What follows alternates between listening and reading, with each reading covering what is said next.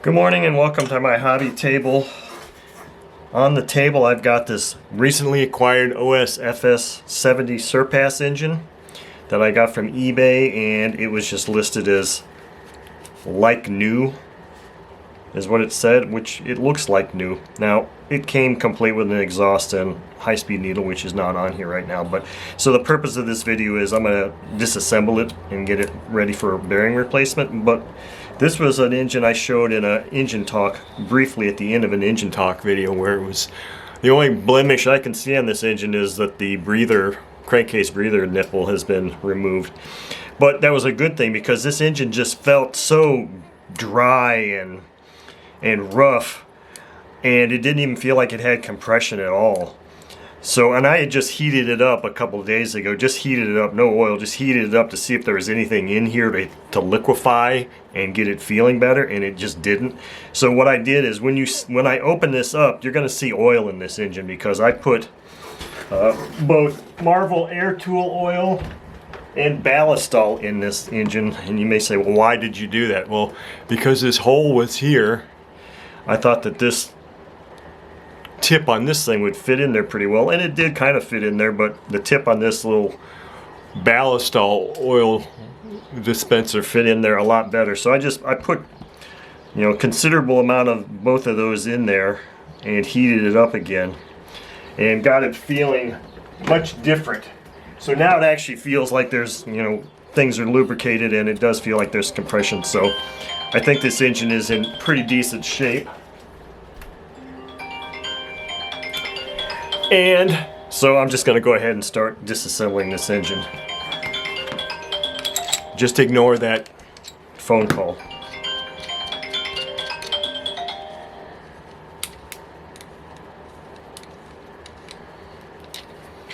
So I'll take this stuff off. So yes,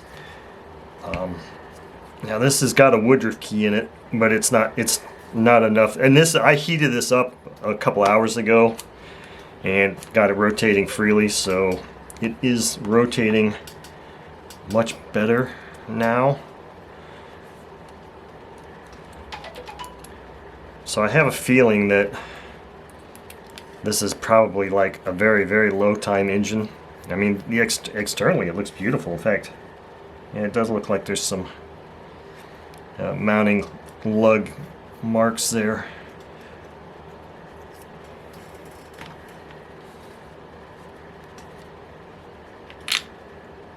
So the carb was completely free. Doesn't look like there's really much going on there. Listen, that's the sound of an engine that's never been opened. I say that all the time. Anytime I catch it and hear it, that snapping sound is the sound of an engine. So I can tell you right now, the bearings that are in here are the original from whenever this engine was manufactured. But like I said, when I pull this cover off, the oil you see in there is from me. So you can see there's a nice little, yeah, it smells like a combination of ballastol and Marvel air tool oil. So this is interesting. No gasket on this.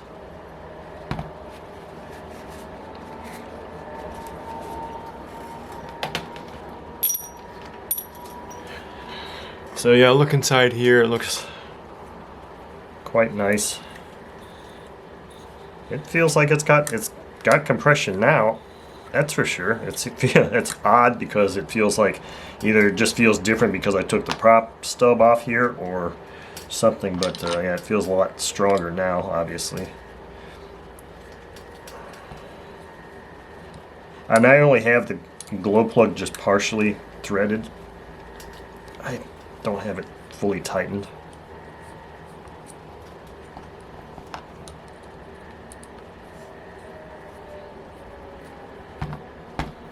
So this does have a gasket on it, and it looks like it's in good shape. I'm not going to take it off. I'm not going to mess with it. Probably not even going to clean that part because if I need to clean this for any reason, I'll just do it with a toothbrush, or not even a toothbrush, probably a Q-tip moistened with some LA's totally awesome. So yeah, see how loose that was. Now the thing is, this plug is not an F plug, which is unusual. Let me get my flashlight on here and see what. Huh, excellent. I was looking for an OS number 8 plug, and now I've got another one. I just have to go and test and see if it's any good. But yeah, so it had an OS number 8 plug in it for whatever reason. I'm not sure I understand why that would be, but that's what it had in there.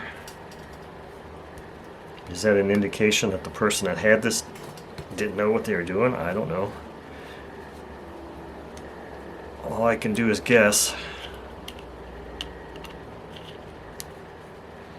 Now this is completely dry. Completely dry up there. Looks brand new. Looks beautiful. Let's go ahead and just get the head off first.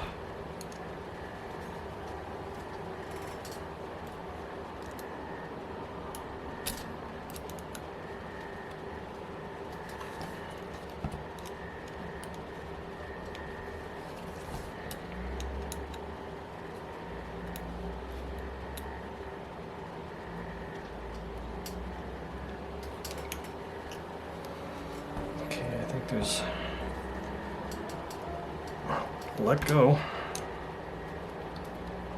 And this is the final. I think that's a head screw. No, there's another head screw right down there, so I gotta pull these guys off right now too.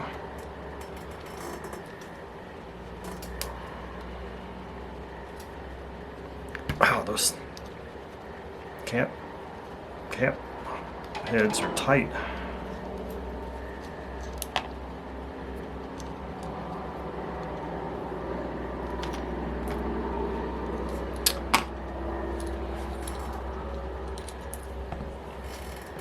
Rods out. Let's get this last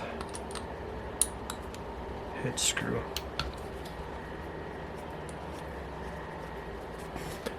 Sorry, I keep forgetting that when I do that, the camera wants to focus on the closest thing to the lens.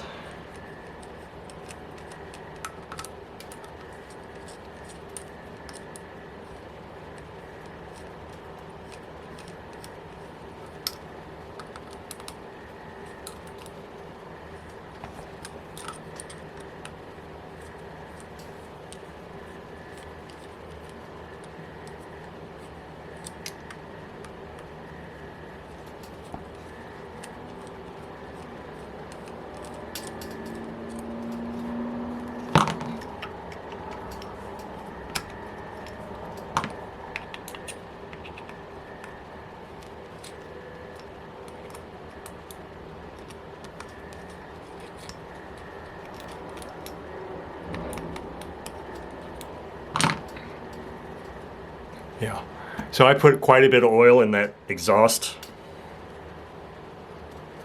Apparently a lot more than I thought. Let me just soak that oil up first, and then I'll wipe. So it does look like this has had a little bit of run time.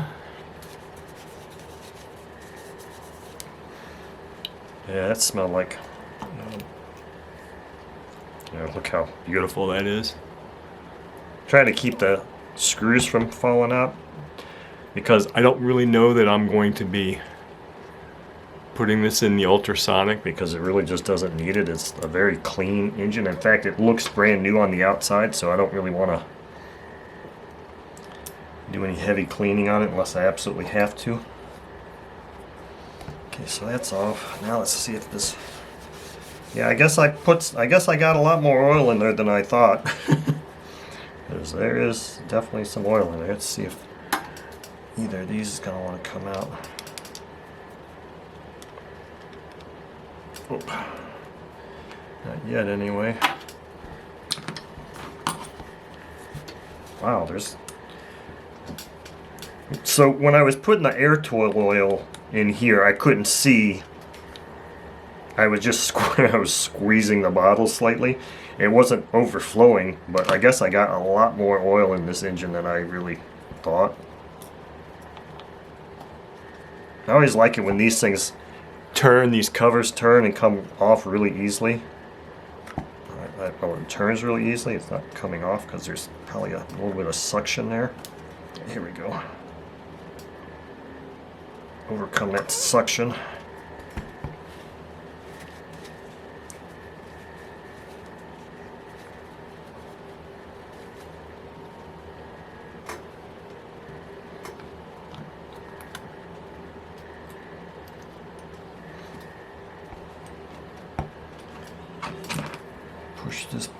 Tap it up here, the closest one. Now I can get that out.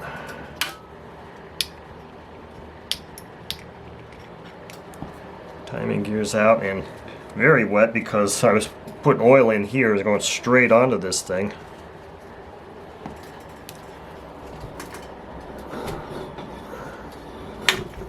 Adjust my positioning of my light here a little bit. Yeah, looks brand new.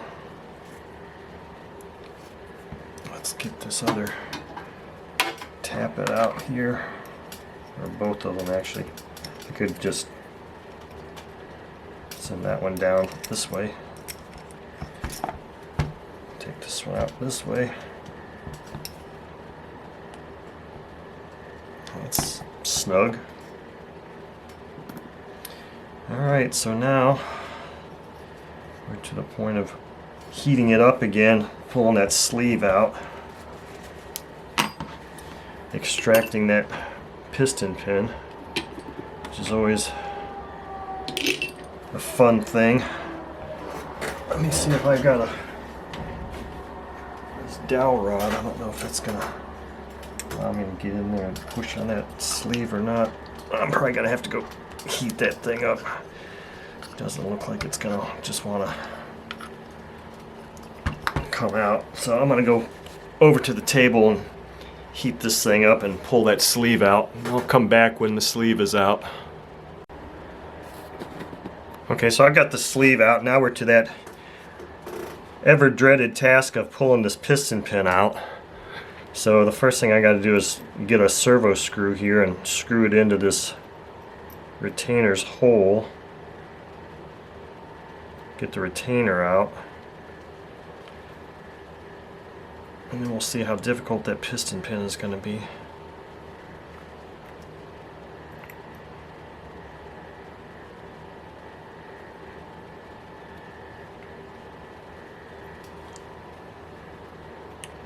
So our retainer's out. It's always the easiest part.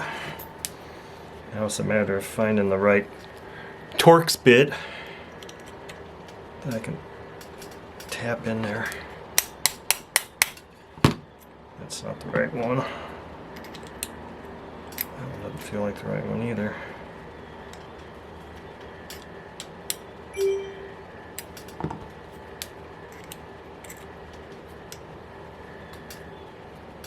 See, that one's too loose.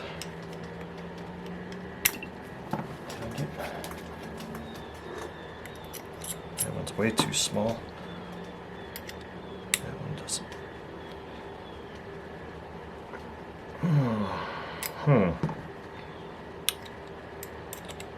I thought, oh, that's not going to be good. How far down is that going? That's going in there pretty far.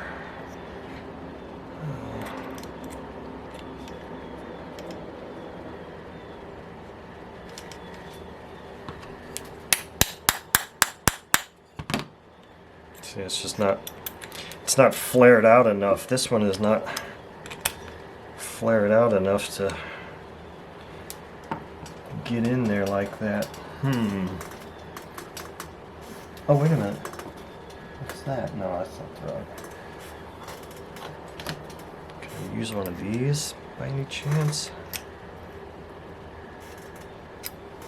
Well, shoot, I don't know what I'm going to do now to get this piston pin out, because I had been very successfully using one of these Torx bits, and up to this point I'd been had a good success at finding one that the Torx part would go in there, but then when it starts to flare out here, that's where it would get jammed in there. I could hammer it into the pin.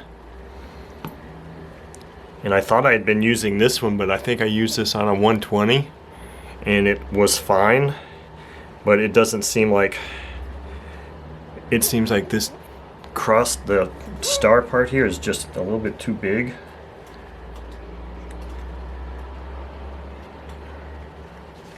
I can give it a shot and see.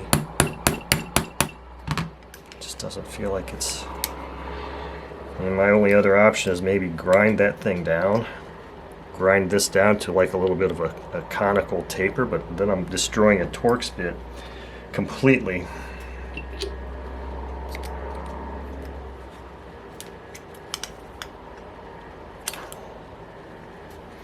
That was interesting. That kind of felt like that might, this is my 3mm. It kind of felt like, now I'm not saying I don't have to heat this up a lot. I'm just trying to find something that'll fit in there and give me a little bit of friction so that once I do get it heated up, maybe I can finagle this thing out.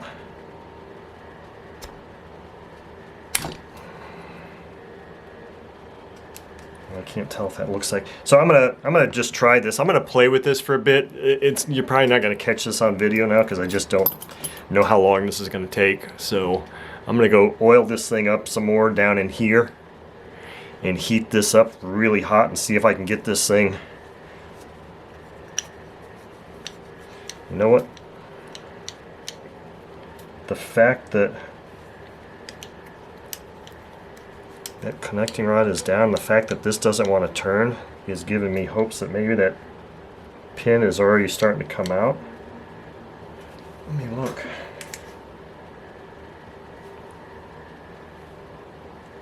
Oh, it's not.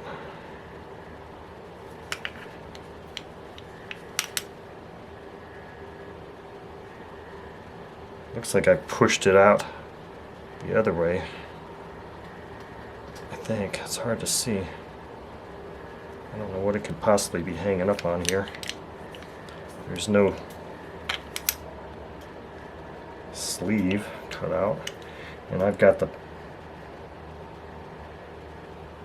yeah, it looks like maybe if nothing else I may have pushed that friggin' piston pin down in there, which is not good, which it might be good because it kind of means it's moving. It's just moving the wrong way. So I don't know, maybe if I can go heat it up with some oil on it, I can get that off. So this is going to be kind of an interesting issue here. Okay, let me close out this OS FS70 Surpass disassembly video by showing I did get the piston pin out and extracted that connecting rod in the piston. It was really more difficult than it should have been, but the whole thing was that with this particular engine I didn't have the right size Torx bit to go in there and actually grab it, as you saw. So what ended up happening was, I think I ended up using this 3mm ground drive, and I've already put this thing back in here. Take it out here real quick. But I mean, it fit in there. There's a little bit of resistance there, so it was just tight enough that I could kind of put a little bit of upward force on it. But I mean, it was tough. So, and I heated this thing up. I heated it up a lot, and the engine is not in bad shape. But here's what I've come to determine between, about these Surpass engines. One run is enough. One run and then letting the engine sit for months or a year or more is enough to have this thing get so bound up in there, because ideally in a perfect world, see, this is even tight going in here, this should always be free to turn. It should always be free to move in and out like that. As is, it should do the same thing on the connecting rod. It should always be, and see, that's a little tight going in there. It should always be free to rotate, because obviously it's got to rotate around that. But I mean, the pin should even be free to rotate in here if it needed to. It doesn't do that on a normal basis, but it should in a perfect world. So it doesn't take much, and as you can see, it's not like this has rust on it. It doesn't have any rust at all, really. It has wear. I mean, I don't know what causes that discoloration, but it isn't rust, and it certainly isn't something I feel. So I don't know what it is. Just being heated up and cooled down, I don't know if that's enough to cause this to bind up like that. All I know is it doesn't take much. The only time you're never going to have an issue pulling one of these things out is if you're opening up a brand new engine that's never been run before. So without having the Torx bit, okay, so my memory card filled up, but as I was saying, without having the proper size Torx bit to get in here and be able to heat that up and then turn it and twist it and pull it out that way, the only other way I've found that's a reliable way to get these things or make these things easier to come out is if the engine is in a condition like this one was, where it could have been run. Even if an engine's got bad bearings, if you can put it on the stand and at least run it and get the engine up to operating temperature, because if it's been sitting for a year or more or years and all this stuff has had a chance to freeze up like that, the only other way to make this task easier is to get this thing up to operating temperature. And I can get it up to operating temperature by with a heat gun, but it's not the same as having all those parts moving as they should be moving in the engine. That's the key. If you can, even if you just heat the thing up with a heat gun and have it on a stand and hit it with an electric starter and not run it, at least then you've got all the parts heated up and moving, and that'll free things up and that'll make life so much easier. I didn't do that. I could have run this engine, but I just had other things going on. So the bottom line is I finally got this thing out. Now this is in a state where I can replace the bearings, obtain a fitting here, and then figure out what the future of this engine is going to be.